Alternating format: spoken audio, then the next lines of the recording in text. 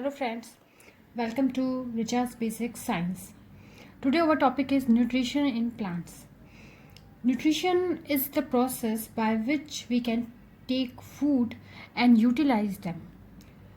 We make our food healthy and nutritional by adding lots and lots of nutrients in it.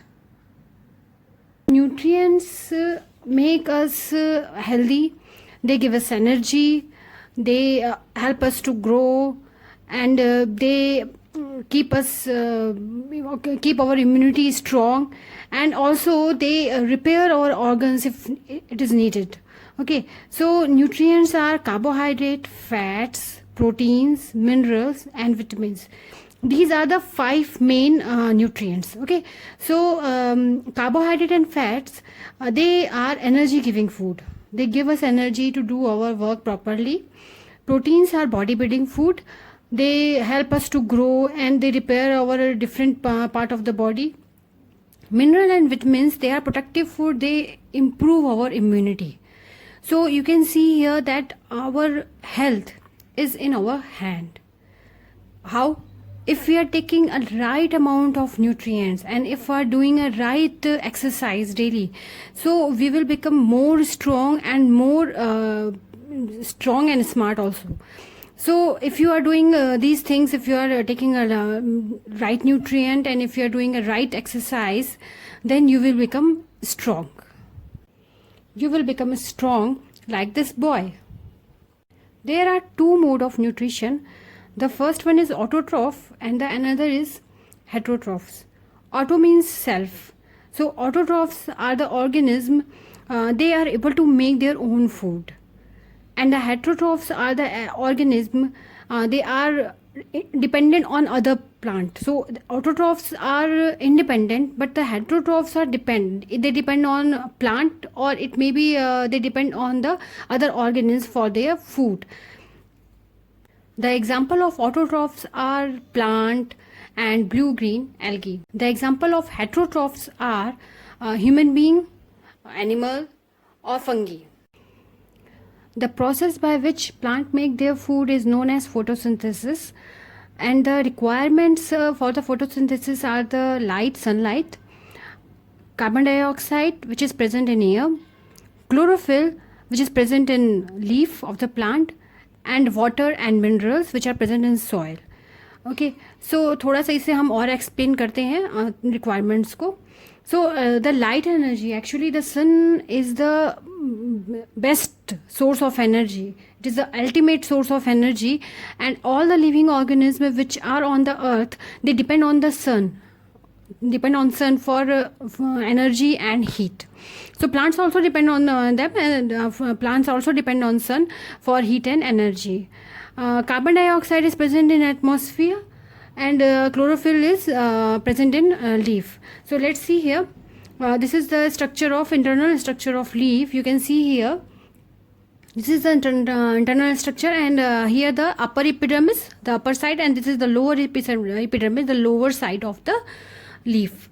So this is the middle portion is known as mesophyll cells, and in these cells chlorophyll is present. I have enlarged here a cell, and you can see that the cells are made up mainly the main three components are the cell membrane, the cytoplasm, and the nucleus. So these three are the main component of any cell.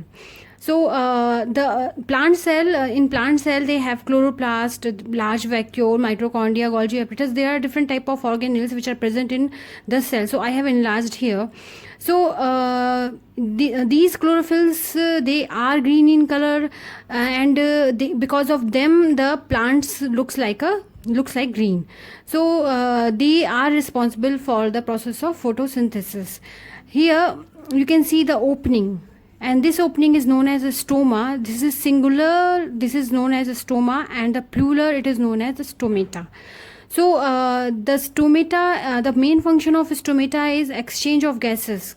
Gases means carbon dioxide and oxygen. It exchanges the gases, oxygen and carbon dioxide, and it also helps plant to transpirate the water.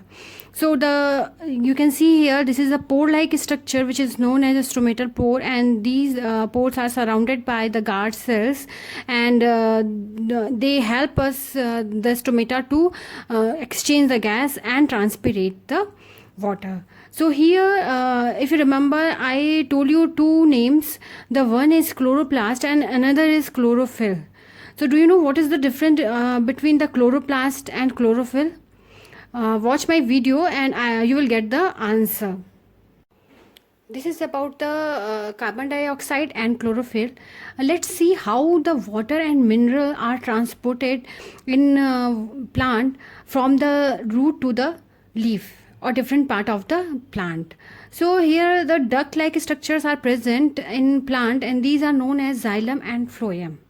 So xylem transported water and phloem transported food. One second, you can maybe get confused that which one is transported water and which one is transported food. Xylem transported water and phloem transported food. So इसे हम life time के लिए याद करने के लिए हम क्या करते हैं, जाइलम, अगर आप वाटर का अगर मैं एक हिंदी नाम देखूं तो वाटर का हिंदी नाम होता है पानी, ठीक है, और पानी का दूसरा नाम होता है जल.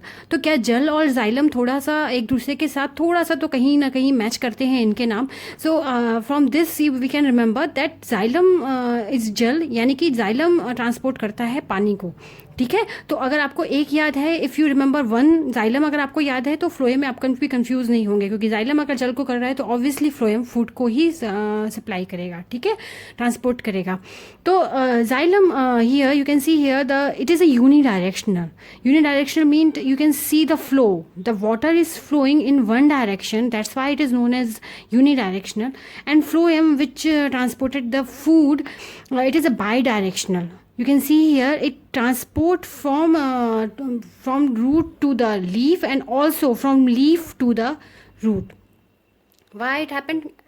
Because normally the leaf make food. You know very well that carbon dioxide and chlorophyll and all these things are present in leaf, and water also transported to the leaves, and they are able to make their food. They are also known as kitchen of the plant. So they make their food and they supply the food to the different part of the plant with the help of this phloem.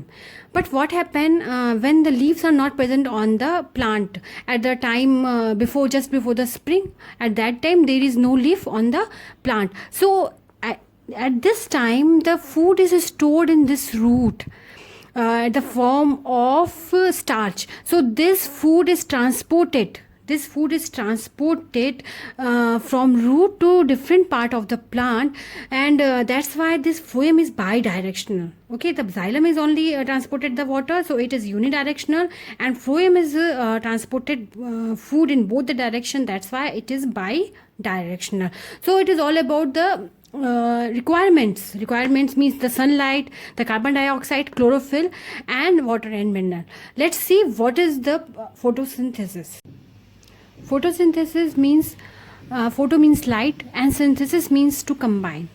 In this process of photosynthesis, the sunlight is converted into chemical energy. Solar energy is converted into chemical energy, and this solar energy is used to change carbon dioxide and water into glucose and oxygen. Here oxygen is a byproduct and it releases to the atmosphere, and this glucose is used by the plant, and they store this glucose in their different parts and in the form of starch. So you can see here carbon dioxide and water in the presence of sunlight and chlorophyll, they change into glucose and they release a amount of oxygen into the atmosphere. So not only the plants which are present on the earth, but which are not present on the land, but also the plant which are present in ocean and pond and river, they also do the process of photosynthesis. The process is same. They use hydrogen, they use water and carbon dioxide, solar energy, and green pigment which is known as chlorophyll, and they make their food and release oxygen. Scientists estimate that 50 to 80% of the oxygen production on earth comes from the ocean. So I asked you a question that what is the difference between chlorophyll and chloroplast, and I told you that I will tell you later. So this is the difference between a chlorophyll and chloroplast. Actually, chlorophyll is a molecule which is present in chloroplast, and because of this molecule the color of chloroplast is green, and because of this molecule the color of plant is also green. So it is a molecule and it is an organelle. So chloroplast is the organelle which is present inside the cell, and chlorophyll is a molecule. The second difference is it only absorbs the light. It is a light absorbing molecule. It means the solar energy which is coming, solar light which is coming from the sun, it is absorbed by the chlorophyll, and all the process of photosynthesis is happen in chloroplast. Okay, so this is the difference between chlorophyll and the chloroplast. So this is all about the carbohydrate which plant make, but how they get protein, because we know very well that protein is a bodybuilding food, and our plant also need that protein.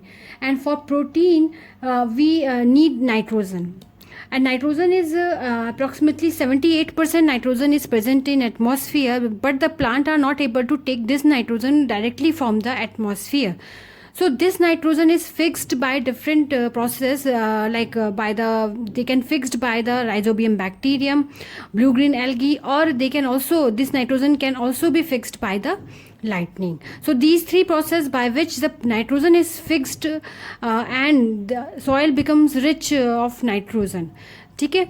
So this nitrogen compound, this nitrogen which is fixed in the soil, it may be nitrate, nitrite in this form. So the plant can easily absorb this form of nitrogen, and they use this nitrate or nitrite to make their protein. So this protein, they also supply this protein to animals, because when we eat plants we get our protein. So when these plants or when these animals they die, they release their nitrogen towards the atmosphere. So this is a nitrogen cycle. From atmosphere it comes to the body of the animal and plant, and then it is released to the atmosphere. So in this video I discussed here only the autotrophs, about the autotrophs. In heterotrophs, please watch my next video. Thanks for watching, and please like, subscribe and share.